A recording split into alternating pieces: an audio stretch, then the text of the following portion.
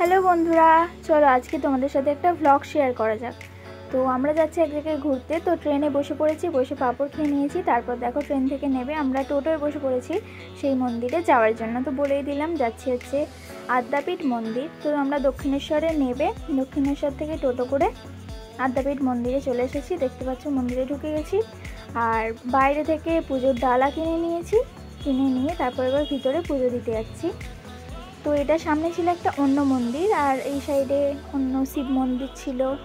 তারপর আদ্যাপীঠের আরেকটা ঠাকুর আছে, সেটার মন্দির আছে। আর ওই যে সাদা যেটা দেখতে পাচ্ছ ওটা হচ্ছে আদ্যাপীঠের মন্দির, মানে ওর ভিতরে 3 রকমের ঠাকুর আছে। তো ওটা ভিডিও তুলতে পারিনি, কেননা ভিডিও তোলা অ্যালাউ ছিল কি ছিল না সেটা তো জানি না। তো বাইরে থেকে দেখানোর চেষ্টা করেছি, কিন্তু ভিতরটা অন্ধকার থাকায় ভালো করে দেখাতে পারিনি। তো তোমরা অবশ্যই যাবে, জায়গাটা খুবই সুন্দর, আমার তো খুবই ভালো লেগেছে। আমরা আবার যাব। তো দেখো এটা হচ্ছে যুগল মন্দির। এই মন্দিরটাতে আমরা উঠলাম দেখবো বলে, মানে পুরো ঘুরে ঘুরে দেখছিলাম, প্রথমবার যেহেতু গেছি। তো সব মন্দিরগুলো ঘুরে ঘুরে দেখলাম। অনেক ঠাকুর রয়েছে, অনেক রকমের ঠাকুর রয়েছে, আর পরিবেশটাও খুব সুন্দর, গাছপালায় ভর্তি। দেখো এই মন্দিরে এই ঠাকুরগুলো রয়েছে। সব ঠাকুরের আমি নাম জানি না, তো তোমরা একটুখানি দেখে নাও। তারপরে এই বাইরেটায় এলাম, এখানে হচ্ছে পাথর দিয়ে এরকম একটা শিব ঠাকুর করা রয়েছে, এটাও খুব ভালো লেগেছে। আর মন্দিরটাও খুব সুন্দর। তারপর আমরা টিকিট কেটে নিয়েছিলাম ভোগ খাওয়ার জন্য,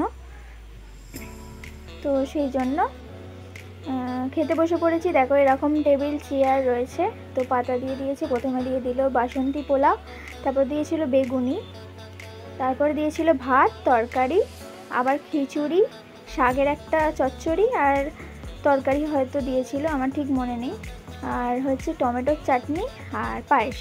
তারপরে আমরা খেয়ে দিয়ে হাত ধুয়ে বাইরে দাঁড়িয়ে এবার ঘুরবো বাইরেটা আর কি। তো খাওয়ার জায়গাতে জুতো খুলে ঢুকতে হয়, তো সেখানে জুতো জমা দেওয়ার একটা আছে, জায়গা আছে সেখানে। তারপর ওখান থেকে আমরা চলে এসেছি দক্ষিণেশ্বর স্টেশনে। তো এবার দক্ষিণেশ্বর মন্দিরে যাব। দক্ষিণেশ্বর মন্দিরে চলে এসেছি, এবার পুজো দেবো, তার জন্য ডালা কিনে নেব। আর দেখো দূরে ফুলগুলো দেখাচ্ছি, কত সুন্দর লাগছে। তারপর আমরা চলন্ত সিঁড়ি করে চলে এসেছি দক্ষিণেশ্বর। এসে একটু ঘুরবো, আর প্রচণ্ড রোদ ছিল, আমরা গিয়েছিলাম অনেক দিন আগে।